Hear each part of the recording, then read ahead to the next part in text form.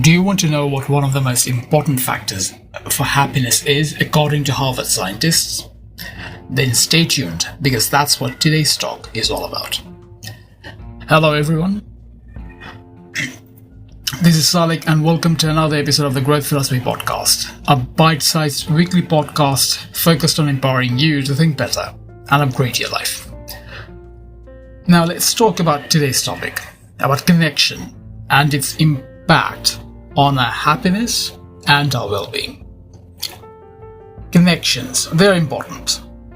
Connecting with others has a big impact on our lives. You know that already.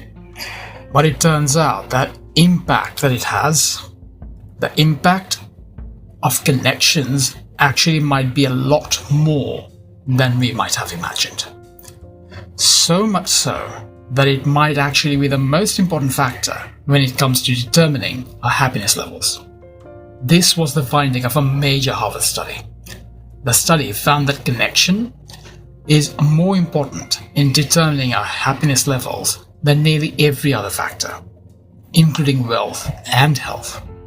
Yeah, that is pretty incredible. So the impact of connection is more than one's wealth or health levels. So that makes connections pretty important.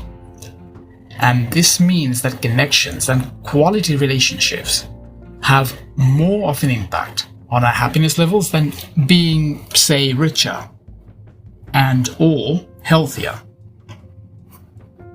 So it turns out that connection plays a vital role in our overall happiness and emotional level.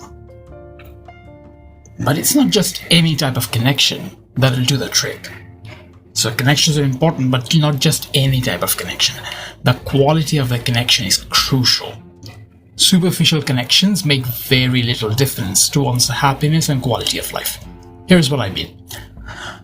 These days, most people get really hung up over how many followers they have on social media. It's almost like a status symbol. The amount of likes you get, the amount of people you have following you, or the amount of friends you have on social media. That seems to be very important. But here's the thing. Having hundreds or even thousands or even millions of followers on social media mean absolutely nothing when it comes to feeling genuinely happy, as the goal for fame and followers might lead to financial success and, well, boost your ego. But what it does not do is create genuine connections. So it can do a whole host of things, but not create genuine connections. See, genuine connections require genuine bonds with people. And that's nearly impossible to do on social media, especially if your goal is to gain thousands or even more followers. So even if you genuinely want to connect to them, so say you're one of the exceptions to the norm, and your goal is to actually genuinely connect to the people that you have on your social media as followers. So even if that was your goal, it's just not a practical goal to have, because social media channels aren't really designed to form deep bonds. They might have been initially.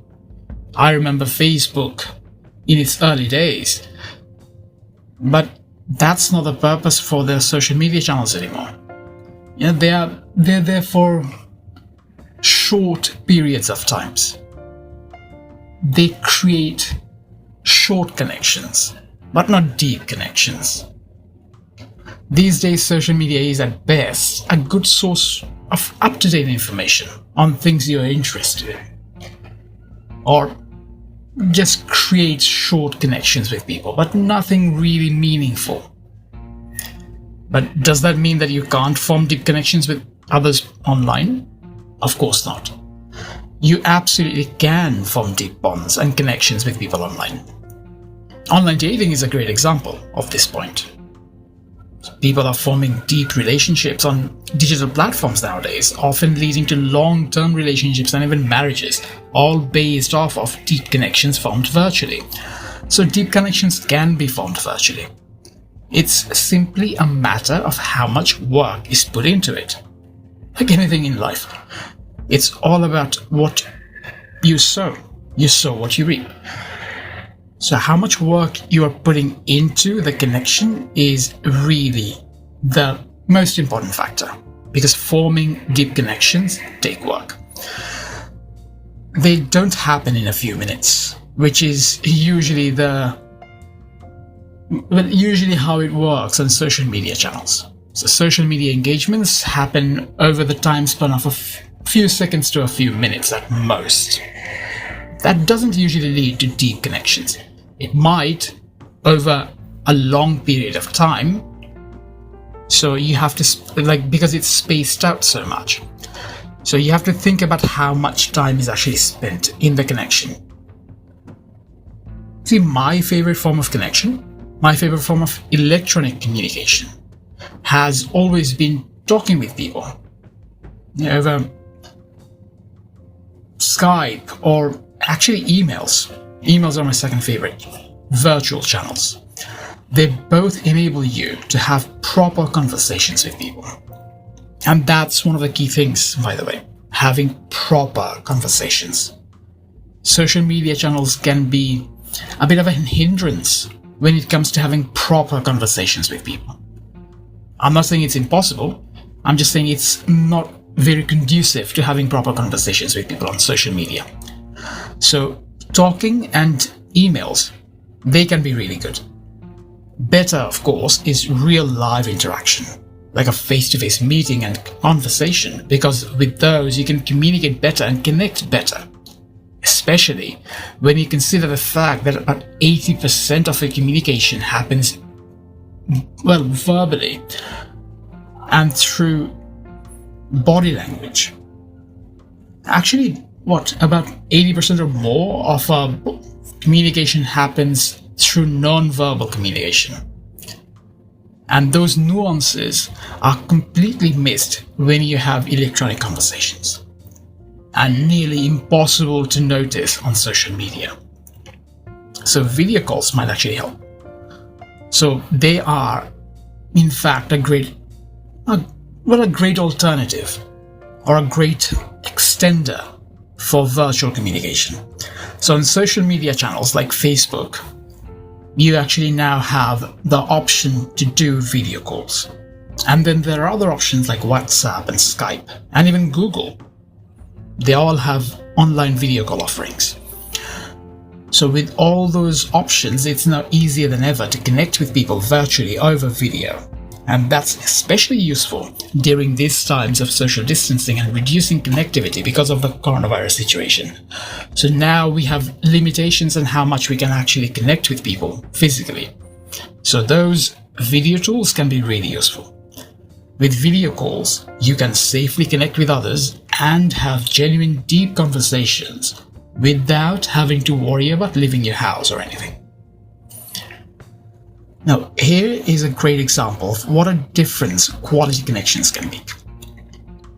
One of my all-time favorite travel destinations is Orkney in the Shetland Islands. If you haven't been there, let me tell you, it's a decent place, but it is not the most scenic of places. I mean, you would definitely not count it I wouldn't count it in my top 5 of the most beautiful places I've been to. You might even say that it's a bit dark or bleak place. Or maybe that's just how it was during winter, which is when I went there. My point is, I've been to places that are way more scenic and pretty than Orkney. But Orkney still ranks higher than most of those places. In fact, it's in my top 3. So, why is that so? Why is Orkney so memorable for me? Why did it have such an impact on me? Well, it's because of the people I met there. Or more specifically, because of the quality of the connections I had. The residents of Orkney, the few that I met anyway, were some of the nicest and most genuine people I've met to date. They were warm and friendly and just genuinely nice. You know those people that you meet like once in a while? They're rare. They're just genuinely warm and nice people. And that's what I felt when I met them. I think I spent more time there talking with people than I did actually checking out the area. But the quality of the people made quite an impact on me. And I'm sure you have had similar experiences too. No matter what you do, be it travel or something else, your whole experience of the activity will level up when you have good quality connection. Think back to the most fondest memories you have, and I'm sure you'll find this to be the case. Quality connections matter a lot. This reminds me of another experience. Years ago, I went to a networking event where I came across a very interesting young woman. She was clearly driven, and you'll understand why I say that in a minute. So there I was, talking with some people, and then suddenly, like a gust of wind, this young woman approaches the group, says hello, hands each of us her business card, and then leaves. Yep, she just left, that's it. She left as abruptly as she came. We then watched her for a bit doing the same exact thing to the others in the group. And let me tell you, no one in the group was impressed. What she did isn't actually that uncommon in the business world. Well, it wasn't in the earlier days. It's a version of a networking strategy called working the room, although a crude form of the strategy. What she did was effective in terms of spreading a card to the most number of people, but ultimately, was it really effective? I seriously doubt that, because I didn't keep her card. She was intriguing, but not because she made a good impression. You see, people, especially in business, sometimes forget to prioritize quality over quantity. But carpet bombing tactics like that are superficial and actually cause more harm than good, because they create a negative impression. People do business with people they like, after all, and that's true in every other area of life too. It's easy to see relationships with anyone other than your immediate friends and family as functional or even transactional, but that ultimately doesn't create a good connection. We all like genuine connections. The people you meet with are people just like you, so why not treat them with more authenticity, respect, and kindness? That's what you would expect, right? So rather than focusing on what you might be getting out of the interaction, just focus on the connection. Trust me, when you connect with people with genuine curiosity, authenticity, kindness, and for the sole sake of connecting, you will have a much better experience than if you do it with an agenda. No one likes people with agendas. You don't, and you can be certain that anyone you're meeting with does not either. Treat others the way you would like to be treated. So, how can you get started? I'll give you some tips to help you build genuine connections and bonds, and here they are. Treat the people you meet with respect, authenticity, and curiosity. No one likes fake people. No one likes people with agendas, and everyone likes people who are genuinely curious about them. You can feel the genuineness whenever you meet people. It's an instinct. You can feel it. I'm sure if you think back to people you've met, you will know that to be true. So, respect, authenticity, and curiosity, those three factors, they are incredibly useful. They're incredibly valuable when it comes to building genuine connections with people. Cultivating an attitude of gratitude and paying it forward is also useful when it comes to developing quality connections. There are two more things I'd like to point out. Number one, expectations. The first point is about having expectations. You can't form genuine connections with people if you're focusing on what you'll get out of the connection or the person, like I mentioned earlier. You can't focus on expectations.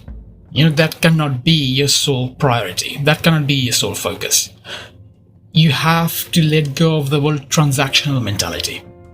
Just connect for the sole sake of connecting, without any expectations. If it leads to something good, great. If not, that's okay too. But you can't know how a connection will play out in the future until you actually connect. So stop worrying about how it will play out. Just connect for the sake of connecting. We are all human beings.